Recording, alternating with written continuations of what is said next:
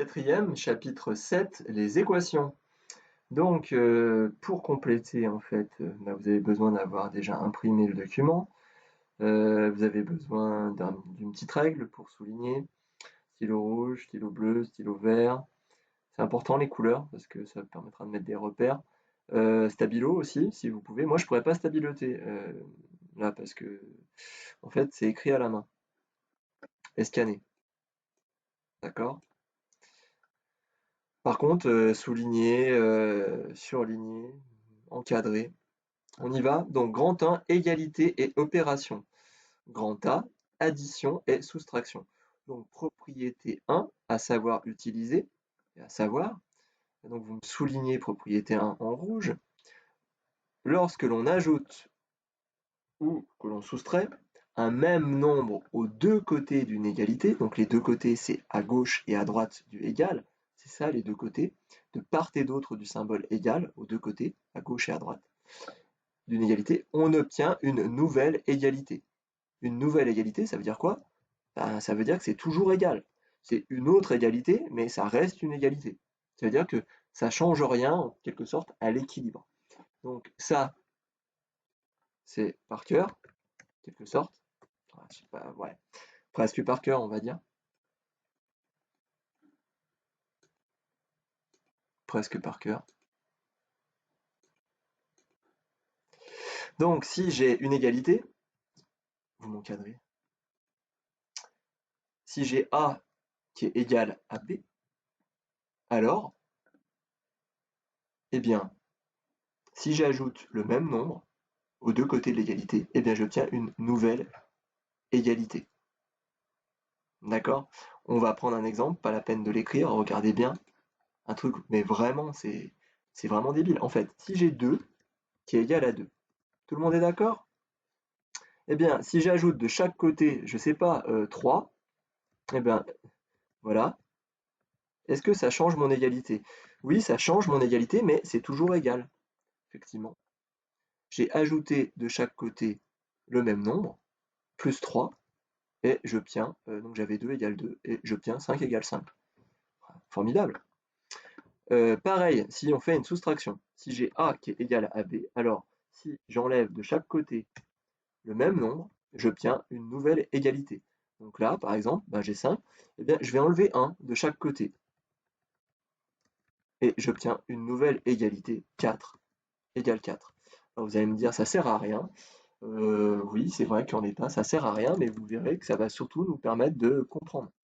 Si vous voulez recopier l'exemple là, vous pouvez, mais c'est sans intérêt. Ce qui va nous intéresser, en fait, c'est ici. Vous voyez, là, déjà, ça porte un peu plus son sens. Donc, exemple, regardez, j'ai 5x égale 2. On pourrait faire le lien avec l'exercice qu'on a fait précédent. Quel est le nombre à qui on enlève 5 qui nous donne 2? Point d'interrogation. Je sais pas.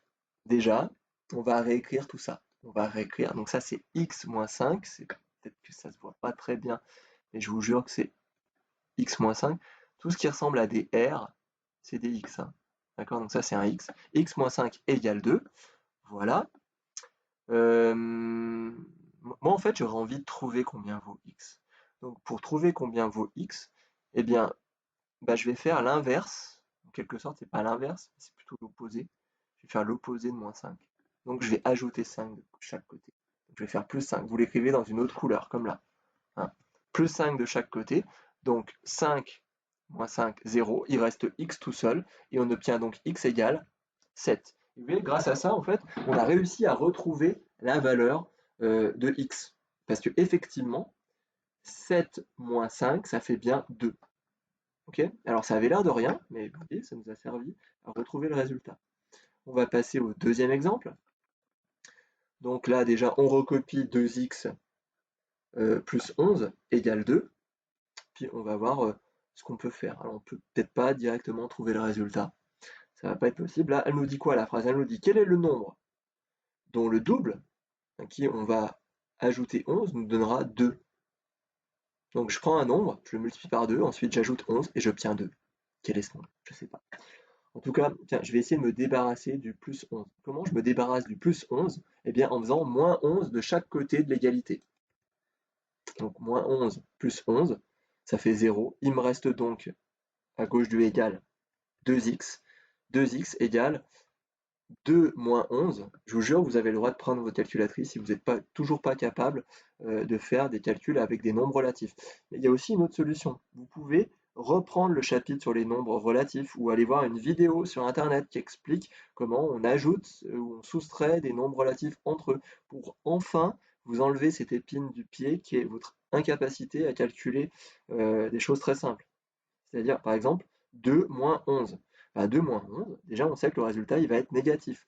Parce que moins 11, c'est celui qui a la plus grande partie numérique. Puis après, on se pose la question de 2 pour aller à 11. Bah, il faut 9. Donc moins 9. OK? Donc j'ai 2x égale moins 9. On verra que donc x égale moins 4,5. Mais ça, c'est juste après. J'ai envie de rajouter ici à savoir utiliser.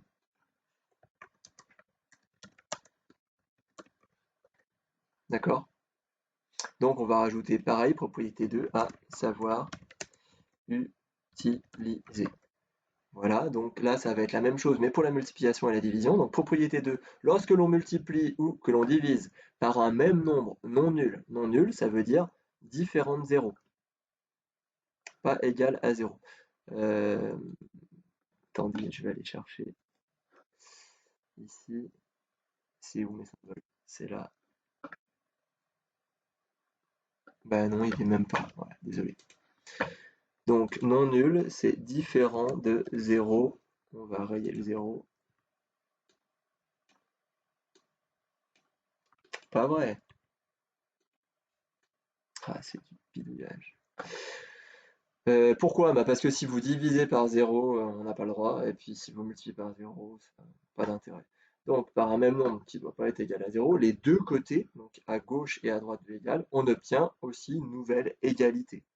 D'accord? On pourrait prendre l'exemple qu'on a vu avant. Donc par exemple, si j'ai 5 qui est égal à 5, sans intérêt, eh bien si je multiplie de chaque côté par un même nombre, donc par exemple 5 fois 2, des deux côtés, 5 fois 2 des deux côtés, ben, j'obtiens 10.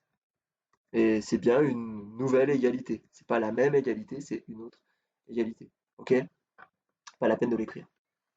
Autrement dit, et ça serait bien que vous compreniez, que ce soit par cœur. Donc si j'ai A qui est égal à B, alors A fois C égale B fois C. C'est logique. C'est ce qu'on vient de faire. Là, si j'ai si je multiplie par 2, donc le même nombre de chaque côté, j'obtiens une nouvelle égalité. De la même manière, si je multiplie par un nombre, mais qui ne doit pas être nul, donc différent de 0, si je divise, pardonnez-moi, A divisé par C, ça me fait bien, une nouvelle égalité. Donc par exemple là, si je m'amuse à diviser par, pardon, à diviser par 4 de chaque côté, 10 divisé par 4 de tête, non, je suis désolé, ça fait pas 6, c'est 10 moins 4 qui fait 6. 10 divisé par 4, ça fait 2,5. Ouais, ouais, je sais, je demande des choses très difficiles. Voilà, donc on obtient bien une nouvelle égalité, 2,5 c'est bien égal à 2,5. On est parti au départ de 5. Donc voyons ici, pour que ce soit un petit peu plus pertinent, euh, bon, sans intérêt, si j'ai 5, si j'ai y qui est égal à 5, donc je recopie y égale 5, et bien si je multiplie par le même nombre, par exemple par 3, si je prends 3y, combien ça va valoir 3y? Eh bien ça va valoir 3 fois plus. Logique, non? C'est-à-dire 15. J'ai multiplié de chaque côté par un même nombre et j'obtiens une nouvelle égalité.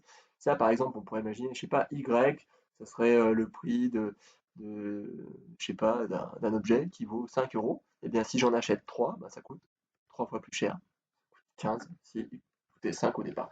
Donc là, un petit peu plus intéressant, si j'ai 5x et que c'est égal à 35, j'aimerais bien connaître la valeur de x. Quel est le nombre qui multiplié par 5 donne 35? Eh bien, c'est tout simple. On va recopier et puis on va faire le chemin inverse de la multiplication par 5. Et bien, l'inverse de multiplier par 5, c'est diviser par 5. Alors là, je vais présenter sous forme de fraction, mais on aurait pu aussi présenter sous forme d'une division. Ça aurait marché aussi. Donc 5x divisé par 5, bah, ça me fait 1x. les 5 disparaissent. J'ai 5, j'ai 5, je divise par 5, et bien, j'obtiens un truc. Ok? Donc 35 divisé par 5, eh bien, ça fait 7. Voilà, pour la première partie.